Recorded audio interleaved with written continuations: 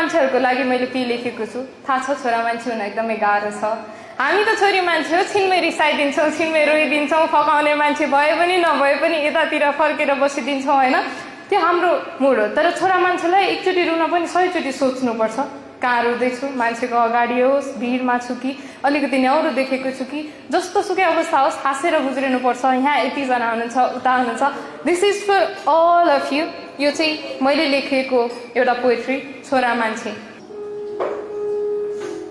छोरा मान्छे सुन न, आज मनैदेखि एउटा कुरा भन्छु नि ल, जिन्दगीको यात्रामा तिम्रो सहयात्री बन्छु नि ल। थाहा छ तिमी छोरा मान्छे हौ, परिवारको जिम्मेवारीले तिम्रो काँध दबिएको छ, उमेरसँगै नयाँ जिम्मेवारीहरू थपिएको छ।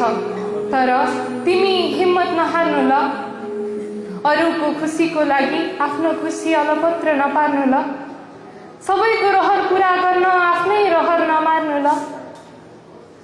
जिम्मेवारीले दबिएको तिम्रो काँधलाई सहारा काँध म देउला नि, तिमी हात दिनु साथ म देउला नि, तिमी रुँदा तिम्रो आँसु पुछिदेउला नि, तिमी भनेर त हेर म सबै कुरा बुझिदेउला नि। तिमी मलाई माया दिनु, बदलामा म तिमीलाई खुसी देउला नि। दिनभरिको थकानले ज्यान भारी हुँदा त्यो शिर मेरो काखमा राखी निदाउनु है।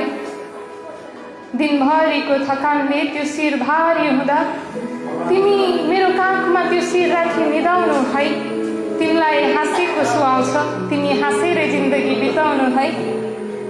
पीडाले त्यो मन भक्कानिदा मलाई अङ्गालो हाली रुनु ल, म भन्दिनँ छोरा मान्छे भएर नि रुन्छ भनेर।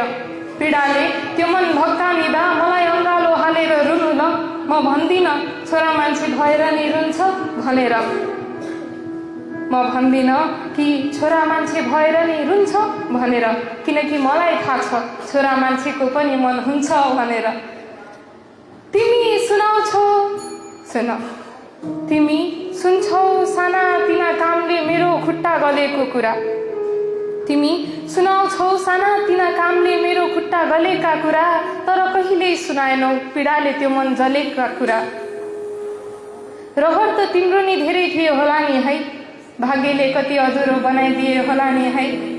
रहर त तिम्रो पनि धेरै थिए होला नि है, भाग्यले कति अधुरो बनाइदिए होला नि है। केही छैन तिमी सुर्ता नगर, बाँचुन्जेली सँगै बाँचौँला, चितामा सँगै निदाउला नि। दुनियाँ सबै टाढिए पनि हामी एकअर्काको अङ्गालोमै हाँसेर जिन्दगी बिताउला नि।